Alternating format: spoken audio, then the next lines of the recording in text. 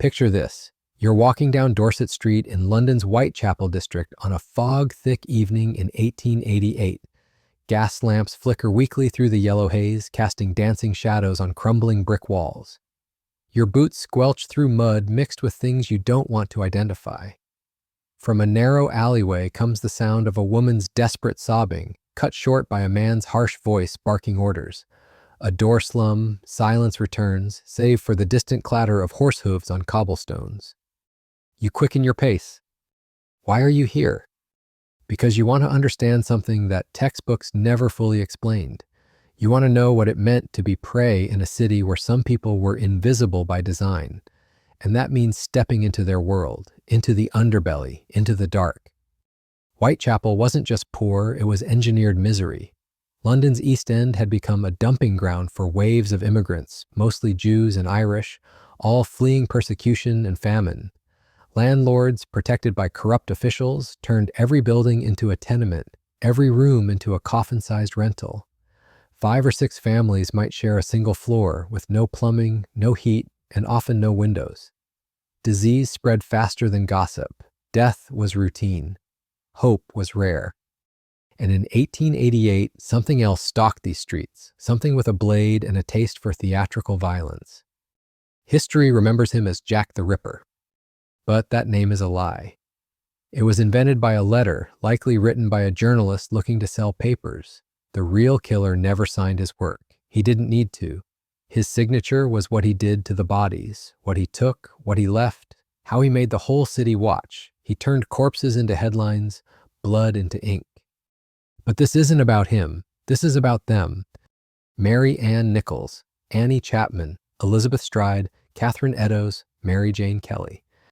5 names you're supposed to remember, 5 victims etched into every Ripper documentary and pub tour. But they weren't the only ones. And they weren't just victims.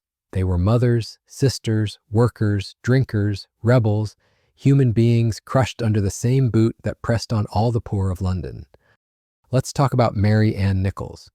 Born in 1845, married young, had 5 children, worked as a domestic servant until her husband left her. After that, no one would hire her. A woman alone was dangerous. A poor woman alone was disposable. She entered the workhouse system, Victorian England's polite word for slow starvation. Her only escape was the bottle. Her only income came from men who wanted to rent her body by the hour. On the night she died, she had just been kicked out of a doss house for not having 4 pence for a bed. She was murdered at 3:40 a.m. The police report listed her clothing and cause of death. It did not mention her laughter, or her stubbornness, or the way she once sang lullabies in French to her babies. Annie Chapman was sicker. Tuberculosis had hollowed out her lungs, and she had lost 2 of her children to the disease. Her husband died. Her remaining daughter was taken by the state. She tried to earn money by selling crochet work and flowers. On the night of her death, she was seen arguing with a man over the price of her service. He called her a filthy drunk. She called him a bastard. Minutes later, her body was found behind a house on Hanbury Street, her insides displayed like a butcher's window. The newspapers called her a prostitute. The coroner called her dissolution. No one mentioned that she once wrote poetry. Elizabeth Stride was different. She spoke Swedish, immigrated to England, worked in a coffee shop, tried to open a boarding house. She volunteered at a mission for girls, but one bad marriage and a violent attack left her with a scar across her chest and no money. The night she died, she wore a flower in her coat. She was trying to start over. She didn't get the chance. I stayed silent, afraid to lose my place. Margaret, who had worked at the house before me, ended up on the streets after she became ill and could no longer perform her duties. I prayed daily that wouldn't be my fate, but sometimes I wonder, what choice do any of us really have? Hannah's fears were tragically justified. Victorian society offered working-class women an impossibly narrow set of options. Domestic service, factory labor, piecework like sewing or laundering or selling goods in the street, these were the accepted paths. Yet all of them paid such pitiful wages that even a week of illness could lead to eviction and ruin. Marriage might have offered a semblance of security, but only for those who could attract and retain a husband capable of supporting a family. That was no small feat in neighborhoods where male unemployment was endemic. For women with children but no husband, survival became nearly impossible. The Poor Law Amendment Act of 1834 had abolished outdoor relief for able-bodied adults. That meant single mothers faced a cruel binary: either enter the workhouse where they would be separated from their children, or find some other means of survival. For many, prostitution became the lesser of two evils. Sarah Wise, a social investigator who spent years documenting the grim conditions in London's slums, recorded the testimony of Ellen, a 28-year-old mother of three.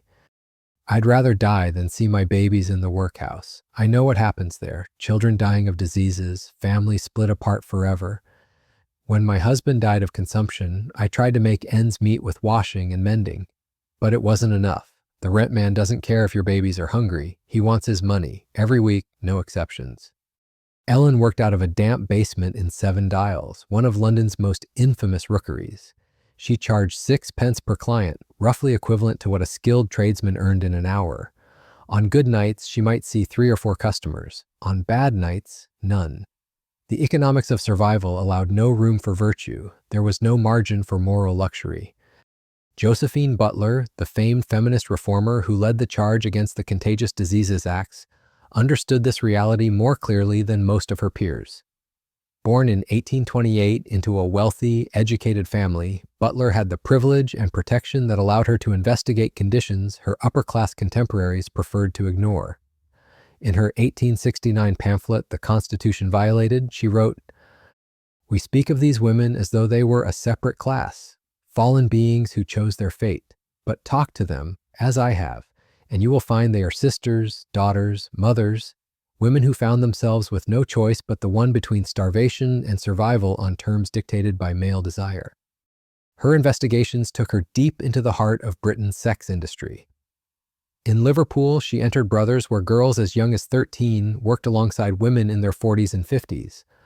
In Birmingham, she found Brothels operating above legitimate businesses, their existence known to police, magistrates, and city officials, who all looked the other way so long as things remained discreet. "The hypocrisy astounds me," Butler wrote in her diary after visiting a high-class establishment in Edinburgh in 1871. "Downstairs, respectable gentlemen conduct business over brandy and cigars. Upstairs, young women, some barely more than children, serve the appetites of those same men who would denounce them as fallen creatures. These are the men who vote on laws of morality." Her observations exposed the machinery of Victorian hypocrisy. Society maintained its sense of moral order by pretending prostitution was a necessary evil that existed beyond the respectable world. To uphold this fiction, the legal system criminalized the women while ignoring the men who bought their bodies. Dr. James Miller, a physician working in London's East End during the 1870s and 1880s, left behind clinical case notes that reveal the physical costs of this system. Preserved in the archives of the Royal London Hospital, his records show a world of constant injury, malnutrition, disease, and silent suffering. Patient Agnes M., age 17. Admitted March 14, 1882. Severe lacerations to genital area consistent with violent assault. Patient reports employment at an establishment on Commercial Street. Refuses to identify violations out of fear of losing her position. 4th admission in 6 months. Malnutrition evident. Weighs approximately 6 stone despite average height. Symptoms suggest early stages of consumption. Miller's notes trace a pattern of violence, infection, and decay. Venereal diseases spread unchecked in an era before penicillin. Abuse from clients was frequent and rarely punished. Malnutrition and untreated illness compounded suffering. And still the women returned because there were no other options. "The women who come to me," Miller wrote in a letter to a colleague in 1884, "are not the wicked creatures portrayed in sermons and pamphlets. They are human beings, ground down by circumstances beyond their control. I treat their wounds and infections, but I cannot heal the poverty that brought them to my table." His medical insights challenged the moralist worldview that defined the Victorian era. From his perspective, prostitution wasn't a result of sin or moral collapse. It was a direct outcome of economic coercion, a form of labor undertaken by desperate women with no viable alternative. Annie Chapman understood the economics of survival better than most social reformers ever would. Born around 1840, she had once lived a respectable working-class life in Windsor, married to a coachman named John Chapman. But when her husband died, Annie was left with no income and few options. By 1888, she was living in common lodging houses in Spitalfields, earning money through casual prostitution and selling flowers or matches on the street. Her weekly routine, reconstructed from lodging house records and witness testimonies, illustrates the precarious nature of casual sex work in Victorian London. She needed 4 pence nightly to afford a bed in a common lodging house, clean accommodation by the standards of the area, with shared cooking facilities and some protection from theft or violence.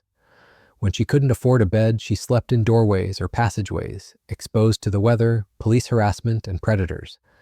On weekends, when working men had wages to spend, Annie could sometimes earn enough to pay for several nights' lodging in advance. During the week, when customers were scared and wages depleted, she might go without shelter for days.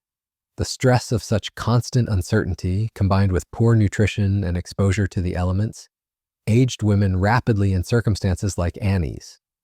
Timothy Donovan, deputy keeper of Crossingham's lodging house, where Annie often stayed, testified at her inquest about her final days.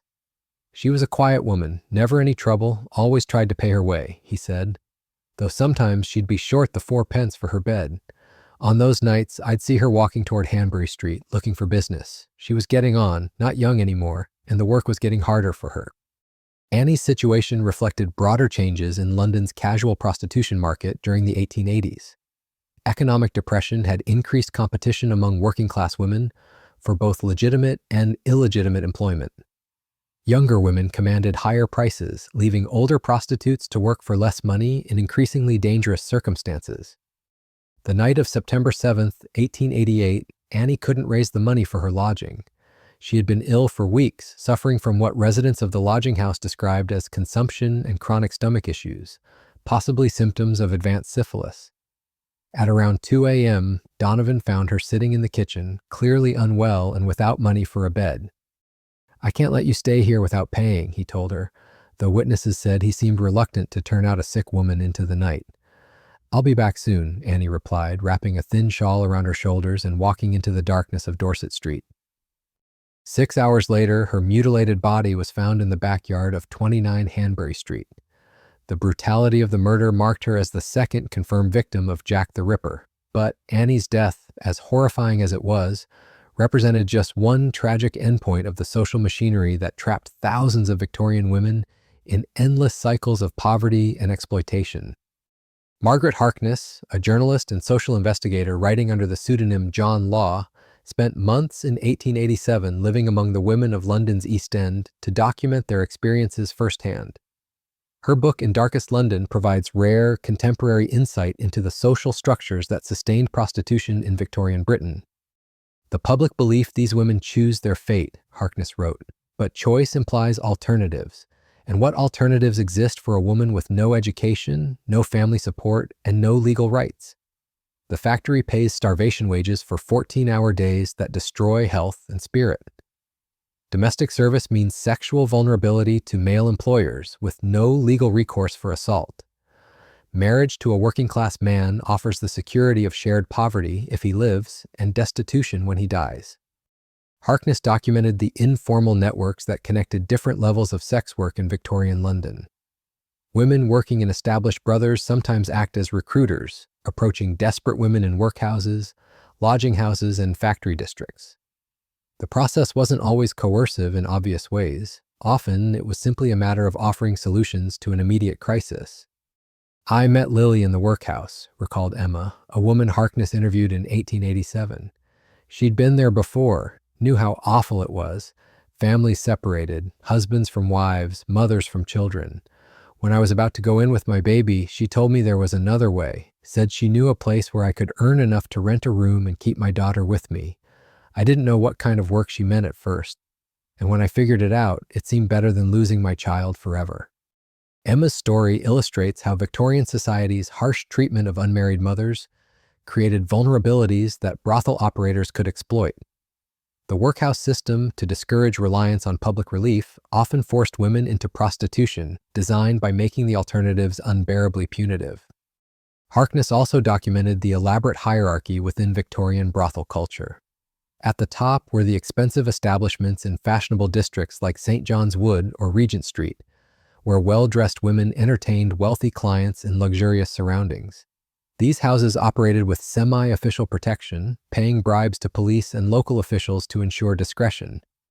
Mrs. Jeff, who operated high-class establishments in Chelsea and Marylebone during the 1870s and 1880s, employed women who could pass for respectable middle-class ladies. Her brothel featured elegant furnishings, excellent food and wine, and entertainment that might include piano music or theatrical performances. Clients paid premium prices for the illusion that they were seducing virtuous women rather than purchasing sex. Mrs. Jeffrey's establishments, while luxurious compared to street prostitution, still operated on fundamentally exploitative principles. Women working in high-class brothels typically owe substantial debts to their madams for clothing, room, board, and medical care. These debts, calculated at inflated rates, could take years to repay, accumulating interest that kept women in a state of permanent bondage. Police records from 1885 show that Mrs. Jeffrey's operation came under official scrutiny only when it attracted attention from moral reform societies. Inspector Frederick Aberline, who would later become a lead investigator in the Jack the Ripper case, led raids on several of her properties. He found little evidence of excessive criminality. The women were well-dressed, appeared healthy, and claimed to be there voluntarily. Most refused to testify against their employer. The difficulty, Aberlin wrote in his official report, lies in distinguishing between voluntary and involuntary participation. When the alternatives facing these women are so limited, they may choose to remain in these establishments, but their choices are constrained by circumstances that leave them few options for legitimate employment at comparable income levels. His analysis touched on fundamental questions about consent and coercion in Victorian prostitution. Even in relatively comfortable environments like Mrs. Jeffrey's, women's apparent cooperation often reflected a calculated assessment of available alternatives, rather than any genuine freedom of choice.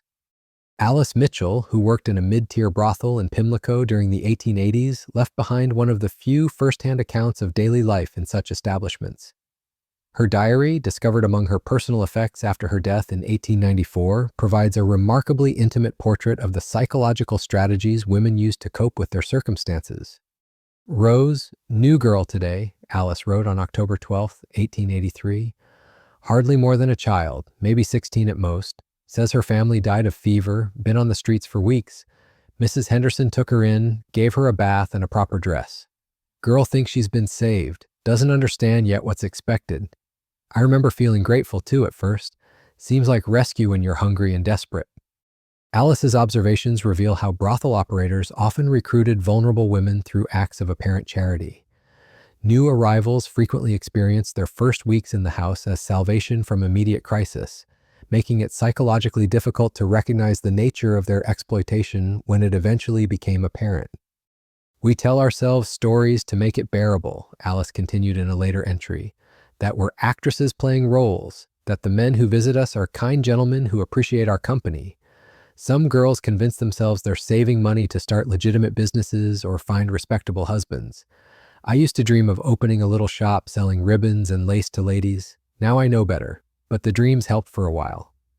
Her diary documents the gradual erosion of hope and self-deception that determines long-term sex work in Victorian Brothers. Women developed elaborate mental defenses against the harsh reality of their situation.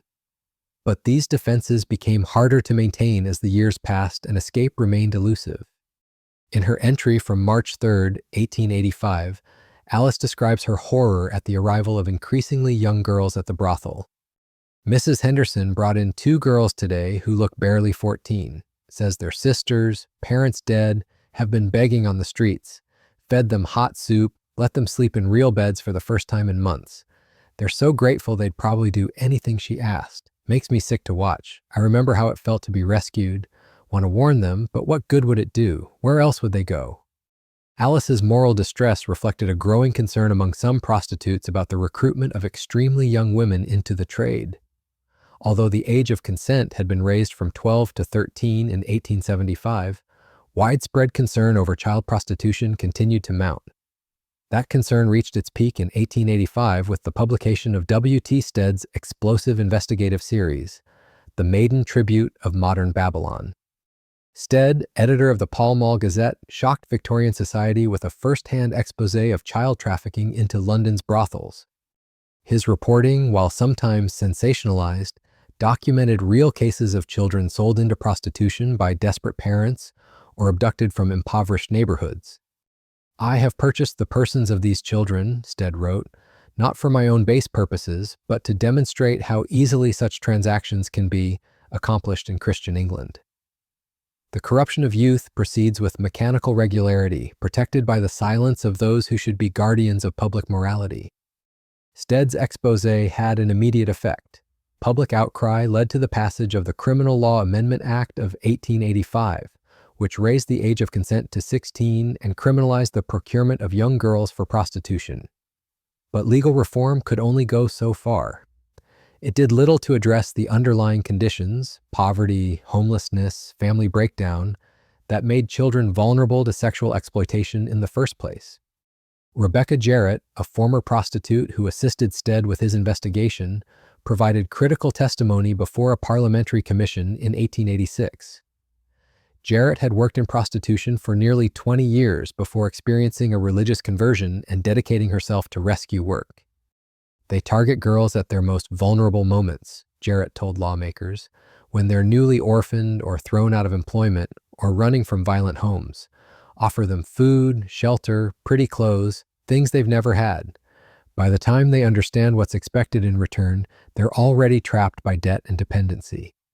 Investigations by Rebecca Jarrett and others revealed sophisticated recruitment networks operating across Britain and continental Europe. Young women might be approached in one city and transported to another, far from family or friends, and installed in a brothel where isolation made escape nearly impossible. "In Liverpool, I knew women who worked specifically as recruiters," Jarrett testified. "They watched the ships from Ireland, looking for young women traveling alone. They'd offer to help them find employment in London or Manchester. These girls trusted them. They were women, they seemed respectable, spoke kindly. They had no idea these helpful ladies earned a commission for every girl they delivered to specific establishments." The international dimension of Victorian prostitution extended beyond recruitment. Organized trafficking routes transported women between countries with startling efficiency. Police records from the 1880s document cases of English women found in Brussels brothels, French women working in London, and German women in Liverpool, suggesting the existence of transnational trafficking networks. Inspector Edmund Reed, who oversaw policing in London's East End, kept detailed notes on these international connections. Preserved in the Metropolitan Police Archives, his observations offer rare insight into the global scale of the Victorian sex trade. "We regularly encounter foreign women in local establishments," Reed wrote in 1887. "Many speak little English, cannot explain how they arrived in London, and appear terrified of returning to their countries of origin. Some claim they were promised respectable employment as housemaids, factory workers, and instead found themselves in brothels, trapped by fabricated debts and the fear of public shame." One particularly harrowing case involved a 17-year-old Belgian girl named Marie. She had been told she was going to work for a wealthy London family.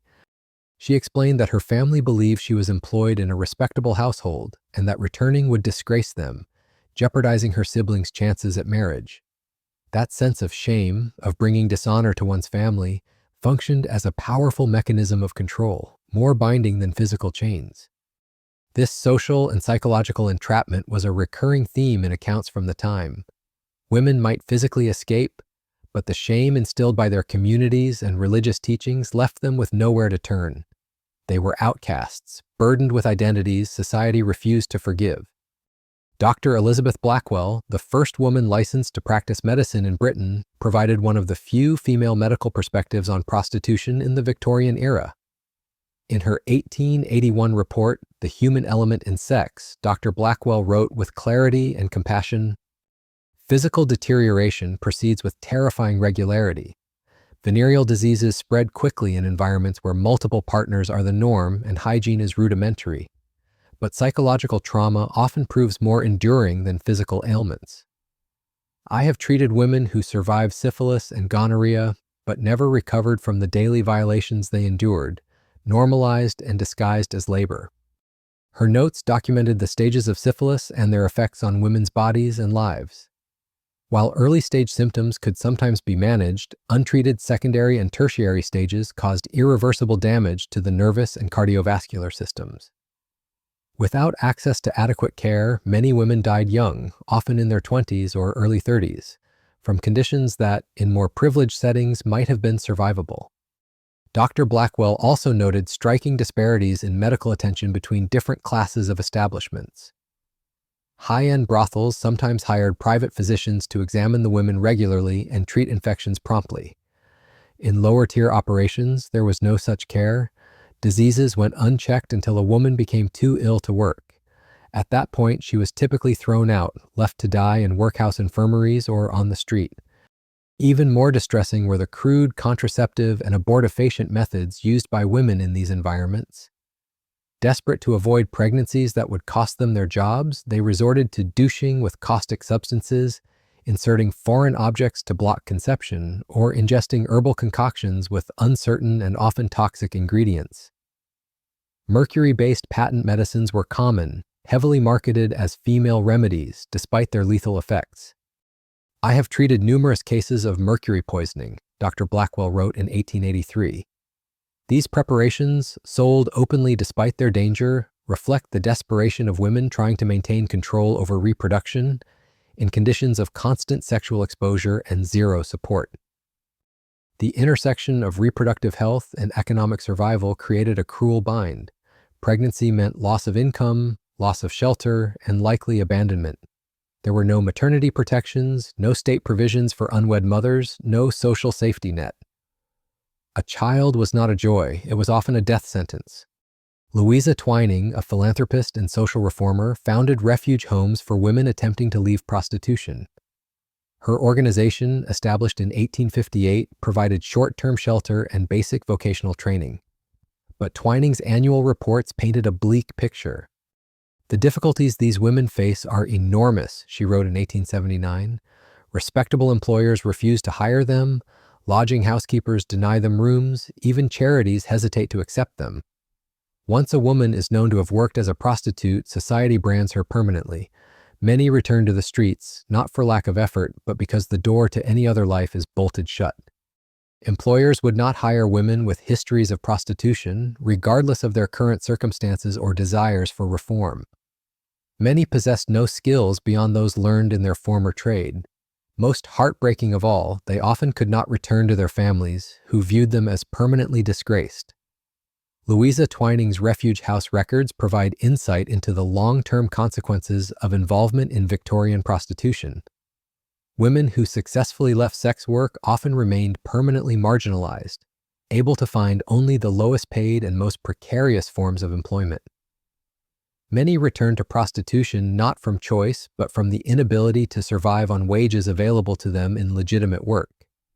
"Sarah came to us in 1877, Twining recorded, determined to reform her life and find respectable employment. She was intelligent, well-spoken, and possessed genuine skills in needlework. But after months of searching, no household would employ her as a seamstress once they learned of her history. She left our refuge eventually, saying she couldn't survive on the pittance earned doing washing for charitable organizations. We never saw her again." Sarah's story illustrates how Victorian moral attitudes created permanent barriers to reform, even for women genuinely committed to leaving prostitution. The social stigma attached to sex work extended beyond the women themselves to their families and anyone associated with them, creating powerful incentives for continued concealment and isolation. The children of women working in Victorian prostitution faced particularly tragic circumstances. Some brothels prohibited women from keeping children on the premises, forcing mothers to choose between abandoning their children or losing their only source of income. Others allowed children to remain, but exposed them to environments that were psychologically damaging and often physically dangerous. Frances Power Cobb, a feminist writer who investigated conditions affecting women and children in Victorian society, documented cases of children growing up in brothel environments. Her 1884 pamphlet, The Little Slaves of England, included testimonies from children who had lived in such establishments. One account reads, "Tommy, age 8, has lived his entire life in the house where his mother works. He cannot read or write, has never attended school, and possesses no understanding of life beyond these rooms. During business hours, he hides in the cellar or attic, emerging only when clients have departed. His mother loves him deeply, but sees no way to provide him with a different life, while earning enough to feed and house them both. Children in these circumstances often develop premature awareness of adult sexuality while remaining ignorant of basic social and educational skills needed for legitimate employment. Boys might eventually become procurers or brothel operators themselves, while girls frequently entered prostitution as their only known means of survival. The generational cycle of involvement in sex work represented one of the most tragic aspects of Victorian prostitution. Women working in brothels often lacked resources to provide their children with alternatives. And while society offered few support systems for families existing outside conventional moral boundaries, the cycle continued unbroken. Police Constable George Godley, who patrolled Whitechapel during the 1880s, kept unofficial notes on the women he encountered during his rounds. His observations, preserved in his personal papers, provide a ground-level perspective on the daily realities of street prostitution in Victorian London. "Most of the women I know by name and circumstance," Godley wrote in 1888. "They're not criminals in any ordinary sense, just poor souls trying to survive in circumstances that would challenge anyone. I arrest them when required by law, but it solves nothing. They pay their fines and return to the streets the same night because they have no alternatives."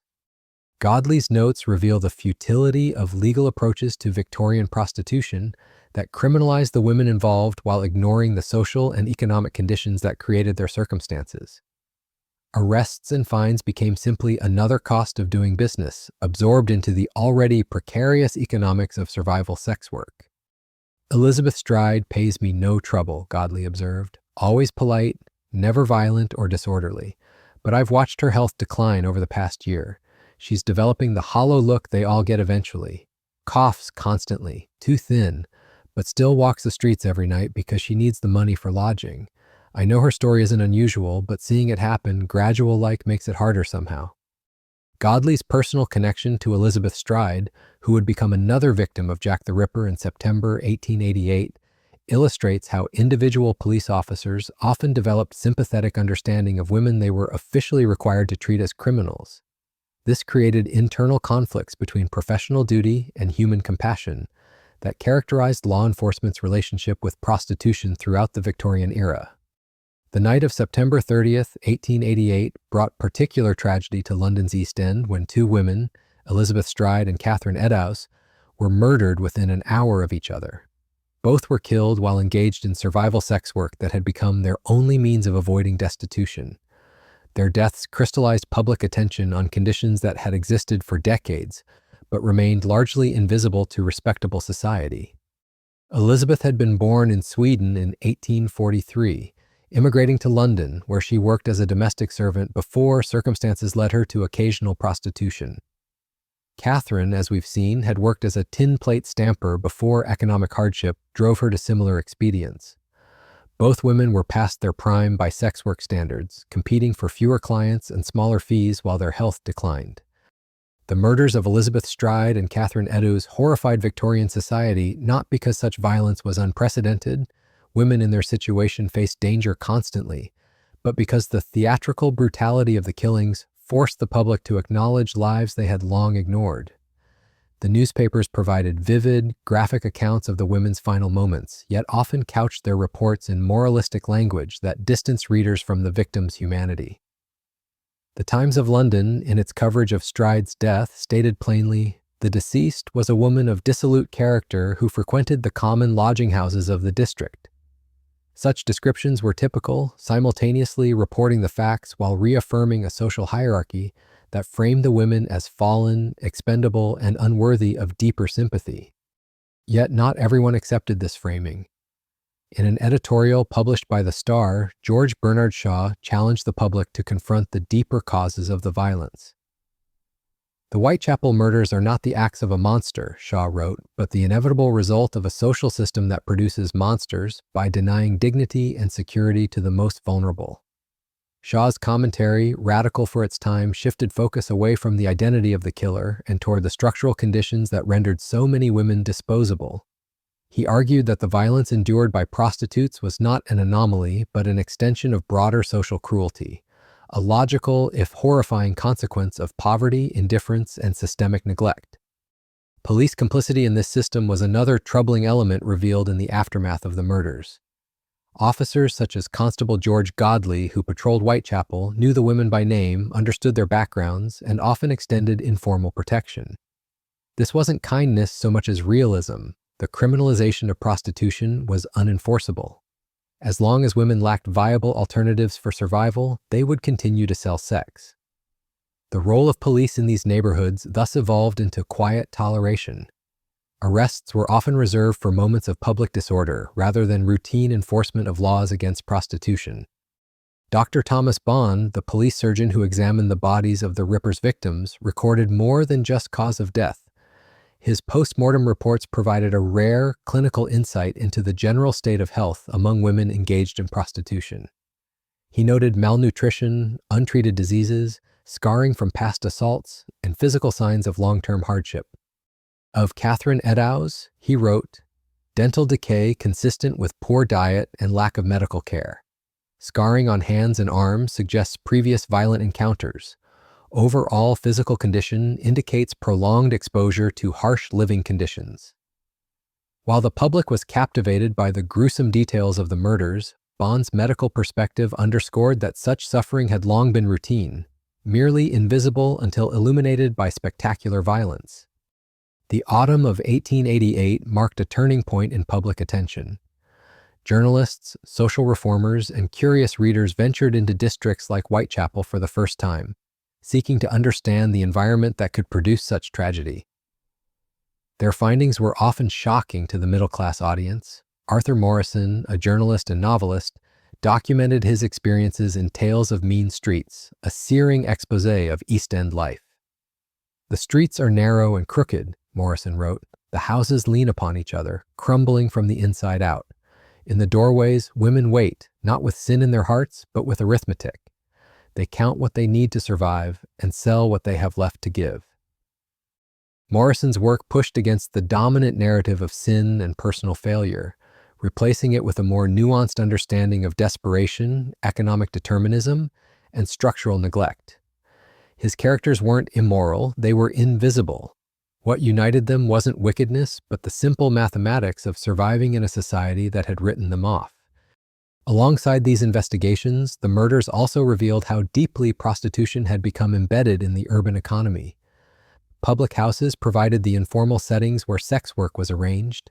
Common lodging houses offered temporary shelter and spaces for transactions. Even clergy, physicians, and property owners participated in the ecosystem that supported prostitution, either through direct involvement or passive toleration. John McCarthy, for example, owned several properties on Miller's Court, including the one where Mary Jane Kelly was murdered. He openly rented rooms to prostitutes, extended credit, and provided basic safety in exchange for loyalty and payment. "I don't ask how they earn their money," McCarthy told a reporter. "What business is that of mine?" His attitude exemplified a widespread moral disengagement, pragmatic but emblematic of a society that preferred to remain blind to the cost of its own comfort. McCarthy testified at Mary Kelly's inquest, "My business is providing clean, safe accommodation at prices working people can afford. If I refused to rent to women of questionable reputation, half my properties would stand empty. The ladies pay their rent regularly, keep their rooms clean, and cause less trouble than some of my male tenants who drink too much." McCarthy's testimony illustrated how Victorian prostitution was embedded within networks of legitimate commerce that depended on income from sex work while maintaining public distance from its moral implications. This economic interdependence made campaigns to eliminate prostitution practically impossible, regardless of moral objections.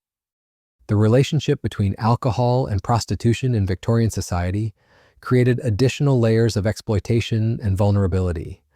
Public houses served as crucial social spaces for working-class communities, but they also functioned as recruitment centers where desperate women could be identified and approached by procurers or brothel operators. Gin palaces, which proliferated in poor districts during the mid-19th century, offered temporary escape from harsh living conditions through cheap alcohol and gaudy entertainment. but they also created environments where intoxicated women became vulnerable to sexual exploitation and recruitment into prostitution. Martha Tabram, murdered in George Yard Buildings on August 7, 1888, exemplified the connections between alcohol, poverty, and vulnerability to violence that characterized many women's lives in Victorian London's working-class districts. Born around 1849, Martha had been married to a furniture packer named Henry Tabram before separation left her dependent on casual employment and occasional prostitution. On the night of her death, witnesses saw Martha drinking with soldiers in several public houses around Whitechapel. Her decision to accompany one of these men to a secluded location reflected the calculated risks that women in her circumstances took regularly, balancing immediate financial need against personal safety in situations where neither could be guaranteed. Martha's murder, which preceded the canonical Jack the Ripper killings, received relatively little attention from press or police. Her death was treated as a regrettable but unremarkable consequence of the dangerous lifestyle she had chosen, rather than as evidence of systematic violence against vulnerable women. This differential treatment reflected broader Victorian attitudes toward violence against women in prostitution. Deaths that occurred during sex work were often dismissed as occupational hazards rather than crimes deserving serious investigation. Women who sold sex were considered to have forfeited claims to protection and sympathy that society extended to respectable victims.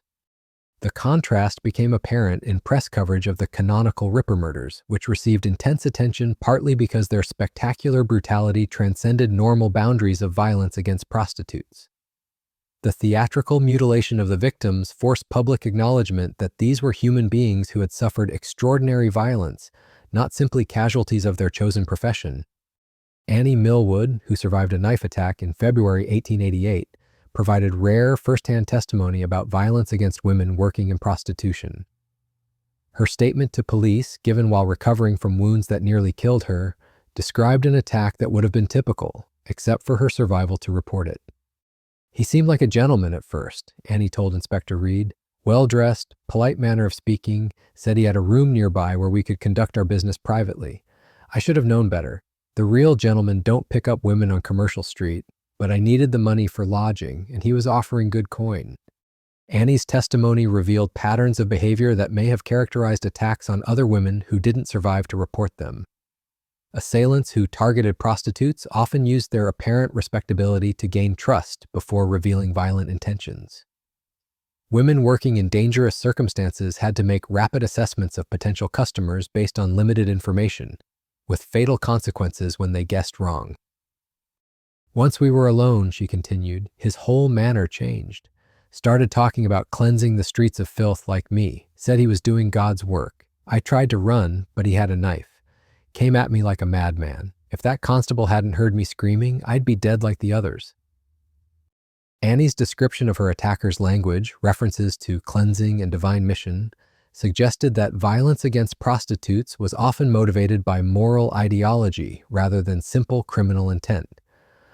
Men who attacked women in prostitution frequently justified their actions through religious or social reform rhetoric that portrayed violence as purification rather than crime. This ideological dimension of violence against prostitutes reflected broader Victorian anxieties about sexuality, morality, and social order. Women who sold sex became symbolic targets for men who felt threatened by changing social conditions or their own inability to conform to masculine ideals of respectability and success. The testimony of survivors like Annie Millwood provided crucial insight into patterns of violence that remained largely invisible because so few victims lived to report their experiences. Her survival was unusual enough that police initially doubted her account, assuming that attacks on prostitutes typically resulted in death or were fabricated to gain sympathy. Frances Coles, who survived until April 1891 before being murdered under circumstances that may have been connected to the Ripper killings, exemplified the prolonged vulnerability that characterized women's experiences in Victorian prostitution. Born around 1865, Frances Coles had worked in various forms of casual employment before poverty forced her into occasional sex work. Police records document Frances's repeated encounters with violence in the years leading up to her death. She was treated for injuries at least 6 times between 1888 and 1891, usually claiming she had fallen or suffered accidents, rarely naming her attackers out of fear or futility. Frances was afraid to name the men who hurt her, testified Ellen, a woman who knew her from the lodging houses. She said it would only make things worse if she caused trouble for customers. Better to take the beating and hope for gentler treatment next time. We all understood that reasoning. Complaining about violence just made you seem like trouble, and troublesome women don't get customers. Ellen's testimony exposes the deadly calculus these women performed every day. Endure violence quietly or risk starvation. Economic dependence on potentially abusive men meant that speaking out could mean losing everything, from a meal to a roof over their heads. In a world with no support systems, silence was often the only form of control they had left. On the night of February 13th, 1891, Frances was found murdered beneath a railway arch in Swallow Gardens, her throat cut in a manner reminiscent of earlier Whitechapel killings. But by then, the public's attention had drifted. Her death, despite striking similarities to the canonical Ripper cases, received only minimal press coverage. The moral panic had passed, the spectacle had ended. What her death illustrates is how fleeting society's outrage can be. The Whitechapel murders had briefly broken the spell of indifference, but as soon as the immediate horror faded, the status quo returned. The visibility of these women vanished again. The world moved on. They were back to being forgotten. Dr. Frederick Gordon Brown, who conducted autopsies on several Ripper victims, chronicled not just the cause of death, but the physical toll that life in prostitution took on these women. Catherine Eddowes, for instance, showed signs of chronic kidney disease, liver damage from alcohol, scarring on her arms from prior attacks, and clear evidence of long-term malnutrition. Dr. Brown wrote, "These women were dying long before the knife reached them. Their lives were slow murders, death by disease, by starvation, by hopelessness." Mary Ann Nichols, too, was ravaged by advanced syphilis. Dr. Brown noted tooth loss from poor nutrition, signs of tuberculosis, and chronic respiratory infection. The women who met the Ripper were already being killed, just more slowly and without public spectacle. The knife simply accelerated a process that society had long been content to ignore. Ellen Holland, the last known person to see Mary Ann Nichols alive, described her final hours. Both had stayed at Wilmot's lodging house. Mary was drunk that night. Ellen testified, "She said she'd had her lodging money 3 times that day, but spent it on gin instead of paying for a bed. I told her to come back with me. I said I'd try to convince them to let her stay without paying. She laughed and said she'd get her DOS money soon enough. She pointed to her new bonnet and said it would help her find a customer." This testimony reveals the desperate logic of Mary's world. The decision to spend money on alcohol rather than lodging wasn't irrational, it was an act of triage. For many of these women, gin offered temporary relief from the cold, from trauma, from memory. To save a few pennies for a bed was to sacrifice those few hours of numbness. "I should have insisted she come with me," Ellen said. "Should have paid her bed myself, though I could barely afford my own. But you get tired of trying to save people who don't want saving." Mary had been drinking too much for months, taking more risks, not looking after herself proper. We all saw it happening. But what could we do? Ellen's words speak to the silent collapse of a woman everyone saw falling, but no one could catch. In the underworld of London's East End, even friendship came with limits. Everyone was treading water. You couldn't afford to go under trying to keep someone else afloat. Mary's final walk down Bucks Row ended in the same way as so many others, with her body discovered in the darkness, throat cut. Life ended in anonymity. But even as her name is now part of a list that history refuses to forget, her story, her real story, remains one of failed systems, ignored suffering, and the tragic arithmetic of survival in a world that refused to count her as human until after her death. Mary Ann Nichols' decision to reject Ellen's offer of help and continue searching for customers reflected not recklessness, but a rational assessment of her immediate options, given the resources available to her. On the night of August 31st, 1888, she needed 4 pence for lodging and had no legitimate means of earning it before the lodging houses closed their doors for the night. Her choice to continue working despite intoxication and obvious vulnerability was a calculated risk, one that women in her circumstances took regularly, as the alternative, sleeping rough, carried its own dangers: exposure, assault, or arrest. Charles Cross, the carman who discovered Mary Ann's body in Bucks Row, testified that he initially mistook her for a drunk woman sleeping in the street. His assumption revealed how common it was to encounter intoxicated or ill women in public spaces throughout London's working-class districts. Violent death often went unnoticed at first, lost in a haze of ordinary suffering. "I thought she was just another poor soul who'd had too much to drink," Cross testified. "You see them all the time in these streets, women who've nowhere else to go, sleeping wherever they can find shelter. It wasn't until I got closer that I realized something was wrong. The way she was lying, the blood, I knew then she wasn't just drunk." Cross's testimony showed how violence against women in Victorian working-class districts was so normalized that even murder could go unrecognized, masked by the expected markers of poverty and social neglect. Until it took particularly grotesque or visible form, violence simply blended into the cityscape. Robert Paul, another carman who encountered Mary's body shortly after Cross, at first refused to approach what he assumed was simply another drunk woman. His hesitation reflected the working-class man's learned caution, especially when it came to women suspected of being prostitutes.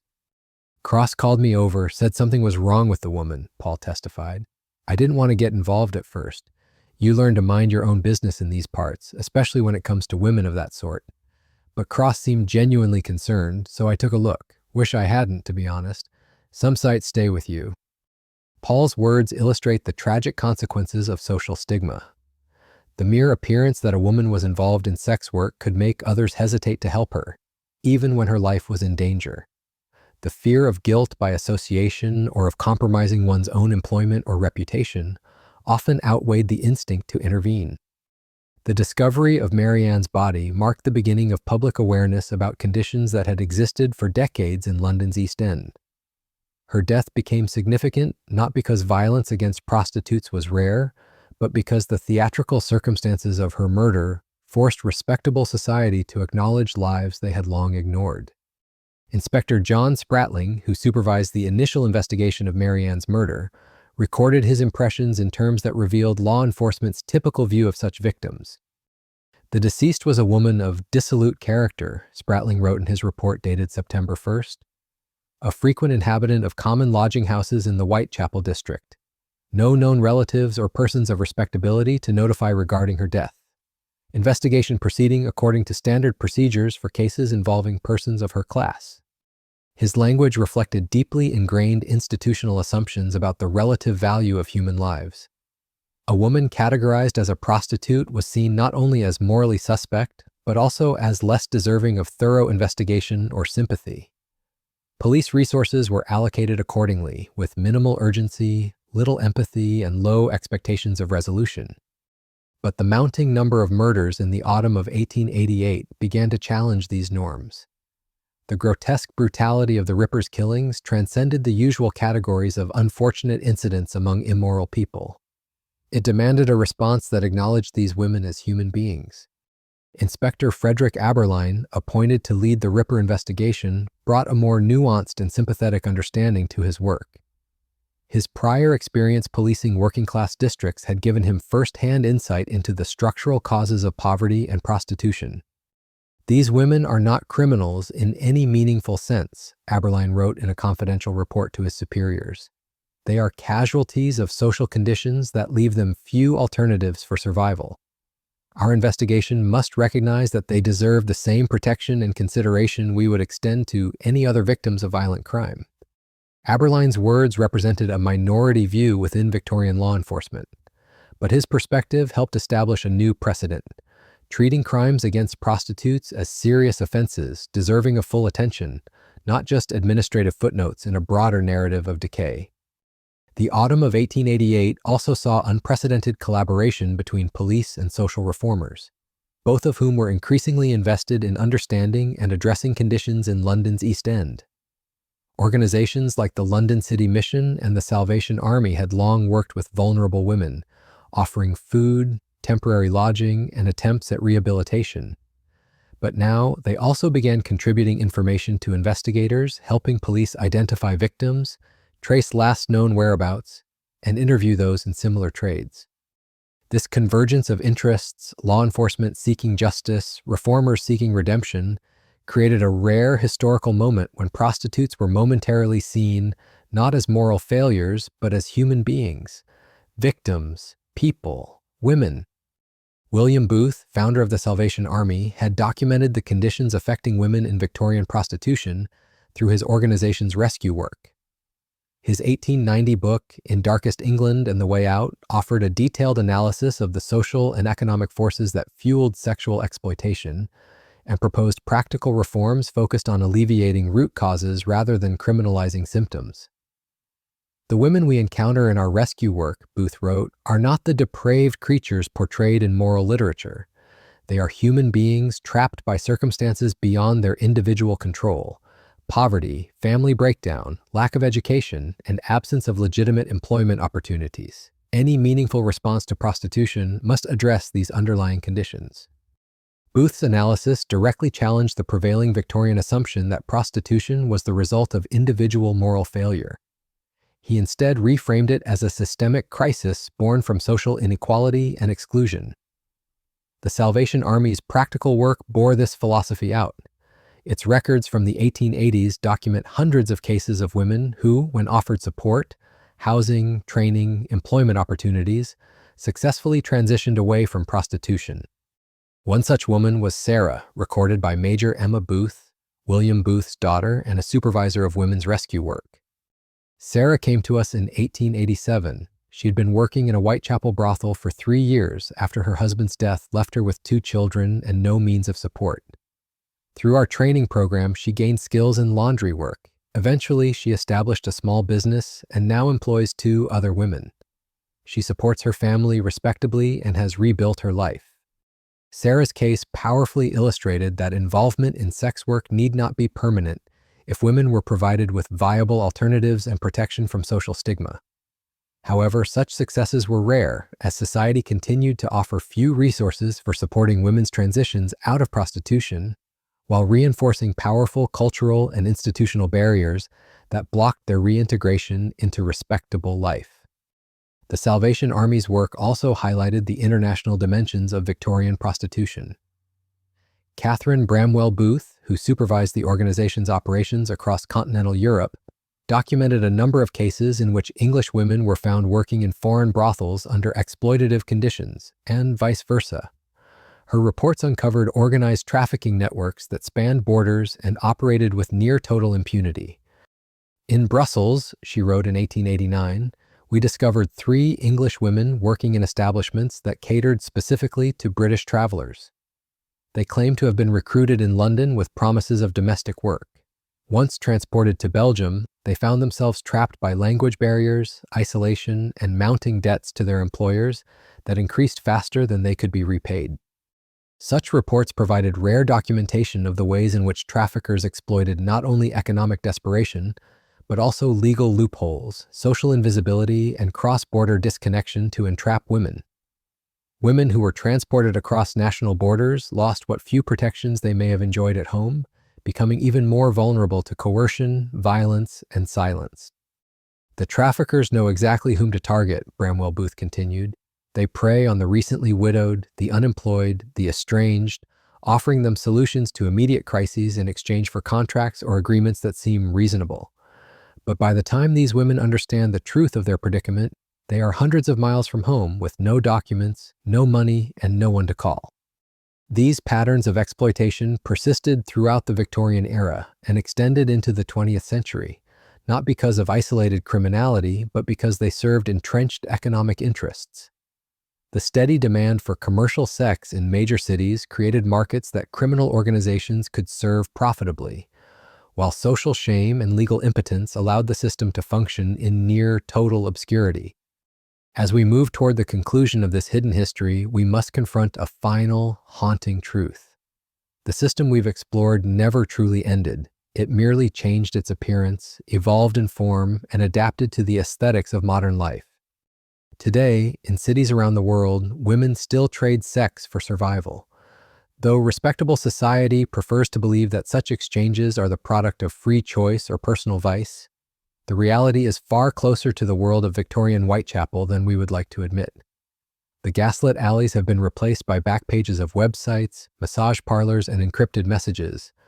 But the economic mathematics of desperation, the calculation of food, rent, medicine, and hope remain unchanged. Poverty still creates vulnerability. Stigma still ensures silence. Violence still destroys lives with impunity. And the victims still vanish beneath the statistics and headlines, rarely seen as women, never mourned as daughters, sisters, or mothers. The economic calculations of women choosing between different forms of exploitation, the violence that remains an occupational hazard for those who sell sex in societies that criminalize their survival strategies, while ignoring the conditions that make such strategies necessary, these factors persist. Victorian society's elaborate performance of moral outrage, while simultaneously sustaining the very system it claimed to deplore, finds perfect modern expression in legislative approaches that criminalize prostitution without addressing the poverty, inequality, and lack of alternatives that create circumstances where selling sex becomes a rational choice for women with limited options. The real horror of Victorian Brothels wasn't simply the individual suffering they contained, though that suffering was immense and genuine. The true horror lay in how thoroughly the system functioned as intended, channeling the sexual desires of respectable men toward women who could be used and discarded without challenging the moral authority of the society that created and sustained their exploitation. Walk through any major city today and you'll find the descendants of those Victorian establishments. Massage parlors with neon signs, escort services advertising discreetly in weekly newspapers, internet platforms connecting buyers and sellers of commercial sex. The technologies have evolved, but the fundamental relationships remain unchanged.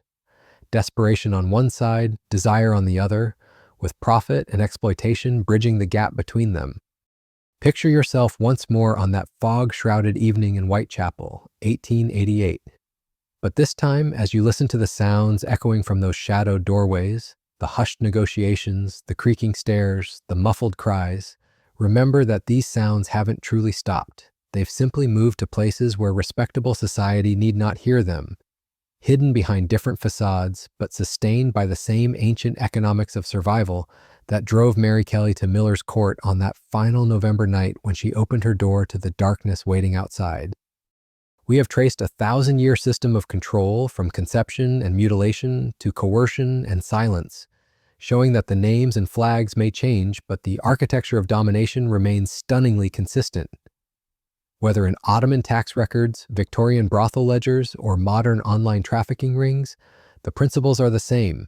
Extract value from the vulnerable, profit from the powerless, and maintain a respectable distance from the brutality that makes the system work. It is not enough to condemn the crimes of the past. We must also examine the ways in which they persist, cloaked in euphemism, facilitated by legislation, and accepted as inevitable by societies that prefer myth to truth. For every Mary Kelly whose name survives, there are thousands of others whose stories remain untold, whose suffering leaves no mark on the historical record. And yet they lived, labored, endured, and were erased. Their silence is not just an absence, it is an accusation. Their silence is not just an absence, it is an accusation.